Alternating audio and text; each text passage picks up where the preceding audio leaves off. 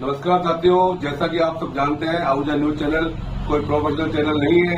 Social media का ये वो प्लेटफॉर्म है जहां पर कानून की विशेष जानकारियां दी जाती है। देश की अदालतों द्वारा दिए जाने वाले महत्वपूर्ण फैसलों को सामान्य भाषा में समझाया जाता है। विधिक जागरूकता के उद्देश्यों के साथ सूचनाओं का आदान प्रदान करना हमारी महत्वपूर्ण जिम्मेदारी है ताकि आम जन को अपने अधिकारों में कर्तव्यों का पता चल सके। तो आइए देखते हैं नई जगह से जुड़ी हुई महत्वपूर्ण खबरें आहूजा न्यूज चैनल पर। राज्य सरकार को केकेडी जिले को निरस्त करने के बाद से बार एसोसिएशन द्वारा यहां कोर्ट परिसर में दिया जा रहा धरना अब भी निरंतर जारी है। गुरुवार को धरना प्रदर्शन के दौरान अधिवक्ताओं ने राजस्थान के बजट में केकेडी जैसे बड़े क्षेत्र को पूरी तरह से दरकिनार करते हुए किसी भी प्रकार की कोई सौगात नहीं देने पर कड़ा ऐतराज जताया तथा अपना रोष जाहिर किया। इस अवसर पर बार अध्यक्ष मनोज आहूजा ने कहा कि भजनलाल सरकार ने पहले तो दुर्भावना व द्वेषतावश केकेडी को जिला विहीन कर दिया है और केकेडी की जनता को उम्मीद थी कि सरकार इस बजट में केकेडी क्षेत्र को बड़ी सौगातें देकर उसकी भरपाई व क्षतिपूर्ति करेगी, लेकिन सरकार ने बड़ी सौगातें तो दूर की बात है, सामान्य घोषणाएं जो कई विधानसभा क्षेत्रों के लिए की है उन घोषणाओं से भी केकेडी को अछूता रख दिया है, जिससे आमजन में रोष है। उन्होंने कहा कि जिस प्रकार यथावत रहे जिलों को भजनलाल सरकार ने 1000 रुपए का अतिरिक्त राशि विकास के लिए स्वीकृत की है, अगर आज केकेडी भी जिला बना रहता तो केकेडी में भी 1000 रुपए के विकास कार्य संपादित होते हैं और क्षेत्र तेजी उन्नति की ओर अग्रसर होता, लेकिन स्थानीय जनप्रतिनिधियों के कमजोर नेतृत्व और भजनलाल सरकार की द्वेषतावश पूर्ण रवैये के कारण आज केकेडी जिला विहीन हो गया है, जिसका खामियाजा आज ही नहीं बल्कि बरसों बरस तक केकेडी की जनता को भुगतना पड़ेगा। उन्होंने कहा कि केकेडी की जनता का दुर्भाग्य है कि उप मुख्यमंत्री दिया कुमारी, जो खुद केकेडी जिले की प्रभारी रही थी, उन्होंने केकेडी जिले को यथावत रखने के लिए मजबूत प्रयास नहीं किए और जब उनके द्वारा ही राजस्थान का बजट प्रस्तुत किया गया तब भी केकेडी को पूरी तरह से नजरअंदाज और दरकिनार किया गया है। उन्होंने इस मौके पर कहा कि अधिवक्ताओं को उम्मीद है कि पूरक बजट में सरकार केकेडी जनता की भावनाओं की कदर करते हुए केकेडी को पूरक बजट में बड़ी सौगातें देगी, जिससे जनता को राहत मिल सके। उन्होंने कहा कि सरकार की कितनी भी सौगातें दे, मगर यह सच है कि अगर केकेडी को सरकार जिला बनाए रखती तो आज केकेडी की जनता को बजट में कुछ मांगने की जरूरत नहीं पड़ती, बल्कि सरकार को बिना मांगे ही जिले के विकास के लिए देना पड़ता। इस मौके पर पूर्व बार अध्यक्ष चेतन धाभाई, हेमंत जैन, रामावतार मीणा, वरिष्ठ अधिवक्ता नवल किशोर पारीक, सीताराम कुमावत, लक्ष्मी चंद मीणा, परवेज नकवी ने सरकार पर तंज कसते हुए कहा कि भजनलाल सरकार ने पूरे प्रदेश में 1500 हैंडपंप और 1000 बोरवेल की सौगात दी है। उस हिसाब से केकेडी विधानसभा के हक में इस बजट में 7.5 हैंडपंप और 4 से 5 बोरवेल आए हैं। इसके सिवाय सरकार ने केकेडी को कुछ नहीं दिया। भजनलाल सरकार ने जिस प्रकार केकेडी की जनता के साथ भेदभावपूर्ण रवैया अपनाकर पहले केकेडी जिले को समाप्त कर दिया तथा बाद में बजट में भी केकेडी जिले के आय पूरी तरह दरकिनार कर दिया, उससे लगता है कि अब केकेडी जल्द ही पीछे क्षेत्रों में शामिल हो जाएगा जो विकास कार्यों के लिए तरसते हैं।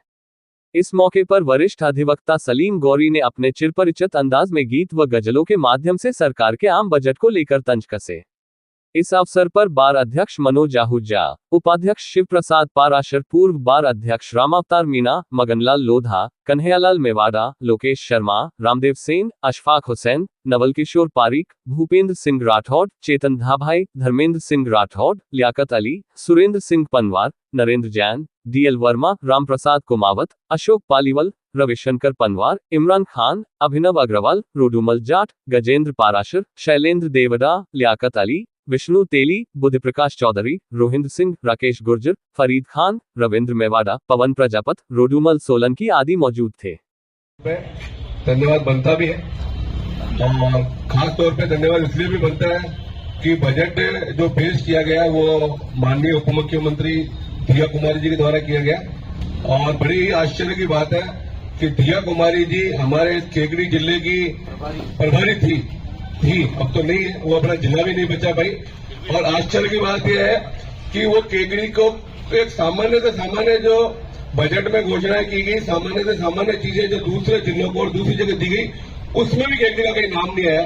तो किस प्रकार से उप मुख्यमंत्री रहने के वो हकदार हैं और किस प्रकार से आपने इस केकेडी को जिला विहीन करने के बाद इस प्रकार से जो इग्नोर किया है, मुझे समझ में नहीं आता कि जब केकेडी की जनता ने आपके जनप्रतिनिधि के रूप में आपके बीजेपी का विधायक चुना है, तो जब आप केकेडी के बीजेपी का विधायक होने के बावजूद भी यदि आप केकेडी को कुछ नहीं दे रहे हैं, तो क्या ये केकेडी की जनता के लिए क्या मैसेज देना चाहते हैं? माना कि आज किशनगढ़ में कांग्रेसी विधायक है, वहां यदि आपने नहीं दी तो समझ में आती है, लेकिन केकड़ी की जनता ने जो आपको सौगात दी है, राजस्थान सरकार के एक ऐसे नेता को, कांग्रेसी नेता को हरा करके और बीजेपी का नेता दिया आपको, और आपने उसको क्या सौगात दी है? मतलब क्या कहना चाहते हैं आप केकड़ी की जनता को, क्या देना चाहते हैं? केकड़ी को आपने बिना किसी सोच विचार के और दुर्भावनापूर्वक आशय रखते हुए जिला विहीन किया, और ऐसा लग रहा था कि जिला विहीन करने वाले जो जिले हैं उनको कुछ स्पेशल पैकेज दिया जाकर के उन्हें संतुष्ट करने की कोशिश की जाएगी, लेकिन आपने तो वो भी नहीं दिया जो सामान्य से सामान्य चीजें मिलनी चाहिए। तो मैं समझता हूं कि ये केकड़ी की जनता के साथ जो आपने किया है, ये सरासर धोखा है, विश्वास है केकड़ी की जनता के साथ। और आने वाले समय में मुझे नहीं लगता कि आपको कहीं से केकड़ी की जनता वापस आपकी बातों पर विश्वास करेगी। इसलिए मैं पुनः एक बार इस मंच के माध्यम से राजस्थान सरकार से, भजन लाल शर्मा जी से, दिया कुमारी जी से, शत्रुघ्न गौतम जी से कहना चाहूंगा कि अभी भी पूरक बजट में मौका है, आप केकड़ी को उसका हक दें, और यदि नहीं देंगे तो ठीक है, हम एडवोकेट तो हमारा आंदोलन रखेंगे ही, लेकिन मैं आपको बता दूं ये जनता भी चुप रहने वाली नहीं है। इसलिए पुनः आपसे एक बार फिर अनुरोध है कि जिस प्रकार से आपने केकड़ी के साथ धोखा किया है, छलावा किया है, अभी भी आपके पास मौका है एक धोखा छलावा नहीं करके कम से कम जो हक बनता है, आम नागरिकों का हक बनता है, वो तो उनको दे ही सही। धन्यवाद। जारी हुआ है उसे जनता में आक्रोश है, रोष है, और केकड़ी के लिए स्पेशल कुछ नहीं दिया है। स्पेशल तो दूर की बात है, लेकिन हम कहेंगे कुछ नहीं दिया है। और हमें ये भी आश्वासन मिला था कि केकड़ी जिला हट गया तो केकड़ी के लिए स्पेशल बजट मिलेगा, तो वो बजट भी नहीं मिला है। लेकिन फिर भी दोस्तों, उम्मीद पर दुनिया कायम है और हमें पूरक बजट तक इंतजार करना चाहिए, क्योंकि राज्य सरकार ने जो हमें आश्वासन दिया है कि वास्तव में केकड़ी के लिए स्पेशल होगा, तो हमें पूरक बजट तक इंतजार करना चाहिए। कुछ अच्छा मिलने की संभावना है, क्योंकि हम पॉजिटिव व्यक्ति है और सकारात्मक विचारधारा रखते हैं। और मैं राजस्थान सरकार से, जैसे मनोज ने अनुरोध किया, मैं भी पुनः अनुरोध करना चाहूंगा कि केकड़ी की लाज रखे, आपके वादों की भी लाज रखे, आपकी बातों की भी लाज रखे, और कुछ पूरक बजट में दिया जाए। जय हिंद, जय भारत। कुछ भी नहीं मिला है, ये आप समय में जैसे हेलो केकड़ी के अंदर कुछ भी नहीं मिला है। हाँ, जो 1500 हेडपंप मिले हैं उसमें से 7.5 हेडपंप बड़ी बातें आते हैं, और 1000 जो वो मिली है उनको बोरिंग, उसमें से 5 बोरिंग आती है। अभी आप तय कर लो कहाँ लगवाना है, अपने यहाँ जरूरत है तो ये भी मान कर लो कि यहाँ लगवाना था। और कुछ भी नहीं मिला है बजट में, पूरे बजट में हमें आशा है कि मिलेगा। जो हमारा धरना प्रदर्शन चल रहा है उसमें बजट के उपरांत यहाँ पर इकट्ठे हुए हैं। धरने का प्रभाव पूरी विधानसभा में बहुत अच्छी तरीके से फैल रहा है। लोग सामने आना चाहते हैं, लेकिन कुछ ताकतों की वजह से, जिनका नाम लेना ठीक नहीं होगा, वे सामने नहीं आना चाहते। लेकिन वे मन से पूरा वकीलों का जो धरना है उसके साथ हैं, जिले के साथ हैं। आप अनौपचारिक बातचीत किसी भी व्यक्ति से करेंगे तो वो बिल्कुल यही कहेगा कि साहब मैं आपके साथ तन मन धन से जिले के साथ हूं। हम बजट के उपरांत, क्योंकि पिछली बार भी जो जिले बने थे वो बजट के उपरांत जब चर्चा हुई थी, उसके बाद मुख्यमंत्री जी ने लगभग 7-8 महीने पहले चुनावों के डिक्लेयर किए थे। बजट के अनुदानित जो मांगे होती है उस पर चर्चा के दौरान ही जिले डिक्लेयर किए थे। और इस मंच के माध्यम से भजन लाल जी से यही कहेंगे कि अभी भी अपनी जो बुद्धि उनकी खराब हो रखी है उसे सद्बुद्धि दें वापिस, और ये जो अनुदानित मांगे हैं उसमें वापिस जिले डिक्लेयर कर दें। हो सकता है कि कुछ फंड वाली प्रॉब्लम यदि आपको लगती भी है तो जिला धीरे धीरे डेवलप हो सकता है। मैं इस अवसर पर हमारे जो स्थानीय इस हेतु जिम्मेदार विधायक महोदय हैं उनसे भी अनुरोध करूंगा कि वे भी खुलकर जिले के लिए साथ आए। आज यदि वे जिले का साथ देते तो हमें ये दिन देखना ही नहीं पड़ता, लेकिन उनका जो व्यवहार जिले के प्रति रहा है वो इस प्रकार का है कि ऐसा लगता है कि वे खुल के जिले के विरोध में है, न कि पक्ष में। और जनता के लिए ये समय है कि वो अपने नेता को देखे कि जिला बनने से क्या फायदा था। आज आपने बजट देखा होगा, करीब 1,000 करोड़ रुपए हर जिले को दिए गए हैं। हो सकता है कि डबल जिले यदि रहते तो 500 करोड़ आते, धीरे धीरे डेवलप हो जाता जिला।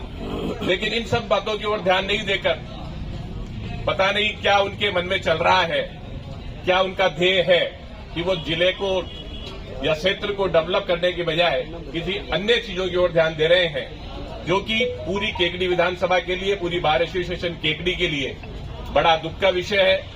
और हम सब इस अवसर पर एक प्रतिज्ञा के रूप में ये लें कि हम जिले की लड़ाई लड़ रहे हैं, किसी की व्यक्तिगत लड़ाई नहीं लड़ रहे। तो हम जो 28 तारीख जो वापस से अब आ रही है, अपने आंदोलन को थोड़ी तेज गति दें, हर व्यक्ति को कहें कि वह इस आंदोलन में सम्मिलित हो। इसको आप पर्सनली समझेंगे कि हमें व्यक्तिगत रूप से जो जिले के फायदे थे, हमारी पीढ़ियों के जो फायदे थे, तभी जाकर हम इस आंदोलन को और अच्छी गति दे पाएंगे। धन्यवाद। देखा ही है, और उस बजट से जो अपेक्षा थी केकड़ी को, पूरे राजस्थान में जैसे 9 जगह शायद जिले हटाए, 9 जगह ही कोई बजट में कोई इस तरीके से कोई सहानुभूतिपूर्वक विचार करते हुए भी बजट में दे देते, तो हमें यूँ लगता है कि भाई बजट बहुत अच्छा है। लेकिन और विशेष तौर पर जो केकड़ी की अपेक्षाएं थी, वो केकड़ी की अपेक्षाओं पे खरा नहीं उतरा बजट। हम सरकार से और मांग करते हैं कि वैसे तो हमारी जिले की जो मांग है ही, वो जिले की मांग अगर पूरी हो जाती है तो सतत ही विकास की एक प्रक्रिया सतत चली रहेगी। लेकिन इसलिए हमें जिले के जो आंदोलन है उसे और तीव्र गति प्रदान करते हुए हमें इस बारे में और सोचना चाहिए। में जो आशा थी, बाकी फिर भी यहाँ का जो मार्केट है, यहाँ के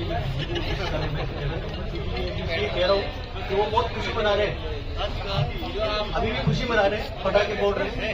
और मैं ये कहता हूँ कि कुछ लोग अपने जो साथी अभियुक्त थे, मैं उनका नाम लेना चाहूँ, उनको अमीर शाह को पकड़ा यहाँ पर, उनको कहा गया कि भाई साहब जिले की तो आप पर्सनली क्यों ले रहे हैं। लेकिन मैं कहना चाहता हूँ, हम जिले के जिला आपने जो घर का बेदी लंका डाले, वैसे आपने काम किया है और जिले को खत्म करवाया है। अगर आप चाहते, आपकी मंशा सही होती तो जिला भी रहता और अभी बजट में हमें कुछ मिलता।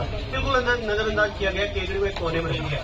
और मैं ये कहना चाहूंगा कि हम अधिकता लोग तो पसंद नहीं रहे हैं, इस जिले के लिए हम लड़ाई करेंगे एंड सांस तक, और यहाँ तक जब तक जिला नहीं बने जब तक हम करेंगे।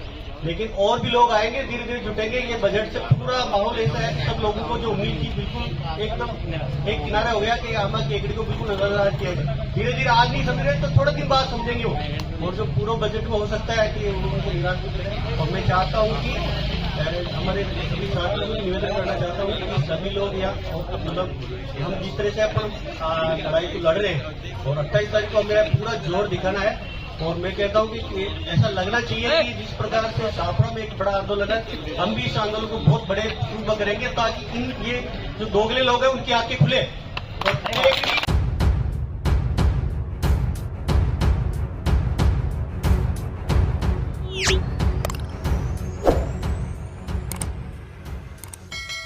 जिला बार एसोसिएशन के अध्यक्ष अशोक सिंह रावत की अध्यक्षता में गुरुवार 20 फरवरी को अधिवक्ता संशोधन अधिनियम 2025 के विरोध स्वरूप माननीय राष्ट्रपति महोदय, प्रधानमंत्री महोदय, विधि मंत्री भारत सरकार के नाम जरिए जिलाधीश महोदय अजमेर को ज्ञापन दिया गया।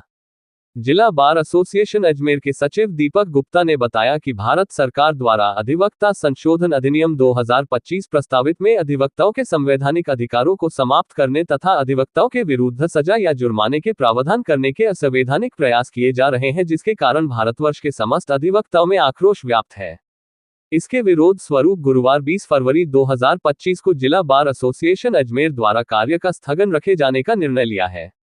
बैठक में अध्यक्ष अशोक सिंह रावत, सचिव दीपक गुप्ता, वरिष्ठ उपाध्यक्ष डॉक्टर गगन वर्मा सोनी, उपाध्यक्ष रिजवान मुशरत खान, सह सचिव सुमित्रा पाठक, कोषाध्यक्ष भवानी सिंह मीणा, पुस्तकालय अध्यक्ष अनिल चौधरी सहित कार्यकारिणी सदस्य उपस्थित रहे।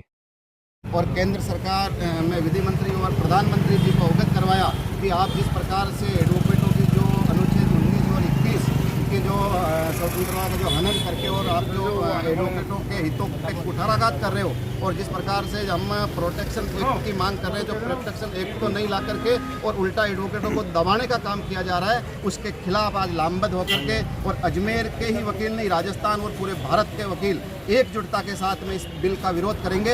और 2 दिन का कार्य स्थगित है। अगर इस प्रकार का नहीं हुआ तो बड़ा आंदोलन भी हमारे जैसे बार काउंसिल के निर्देशानुसार हमारे अजमेर बार के अधिवक्ताओं की मीटिंग लेकर के और बड़ा आंदोलन भी करने से हम नहीं चुके। रोकेंगे। मैं उनसे प्रधानमंत्री से मांग करते हैं कि इस बिल को रोके और प्रोटेक्शन एक्ट लागू किया जाए। इसको लेकर के हम आज कलेक्टर महोदय को राष्ट्रपति के नाम ज्ञापन देंगे।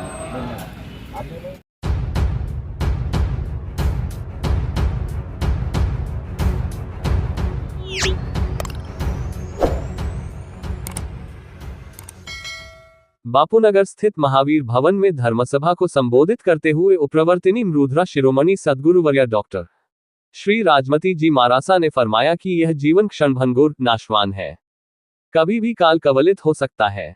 ऐसे अस्थिर जीवन में मानव यदि प्रमाद करता रहा, स्थिति और अवस्था के अनुसार अपनी आत्मा के कल्याण के प्रति जागरूक नहीं हुआ तो अंत समय में पछताना पड़ेगा।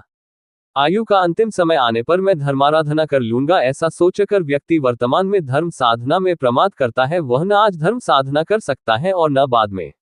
बुद्धिमान वही है जो बाल्यावस्था, युवावस्था एवं वृद्धावस्था तीनों को साधना के अनुकूल मानता है और अप्रमत्त होकर आत्म कल्याण के लिए तत्पर रहता है। डॉक्टर साध्वी राजरिद्धि जी मारासा ने कहा कि शक्ति और संपत्ति इसलिए होती है कि मनुष्य उनका सदुपयोग करे और जितना जो कुछ है उसमें संतुष्ट रहे, किंतु मनुष्य में जब ये ज्ञान नहीं होता तो शक्ति उसे मदांध बना देती है और संपत्ति से असंयमी व्यक्ति विनाश को प्राप्त होता है। साध्वी श्री राजकीर्ति जी मारासा ने कहा कि शांत प्रकृति, पवित्र आचरण एवं उन्नत विचार जीवन के आनंद को बढ़ाते हैं। संघ मंत्री अनिल विश्लोत ने बताया कि पूज्य महास्तिवृंद के सानिध्य में संघाध्यक्ष श्रीमान अमित चौधरी के निवास स्थान पर बापूनगर में 21 फरवरी 2025 शुक्रवार को प्रातः 9 बजे से महाप्रभावक विघ्न निवारक सर्वसिद्धिदायक उवसगर स्तोत्र का जाप एवं बड़ा मांगलिक होगा।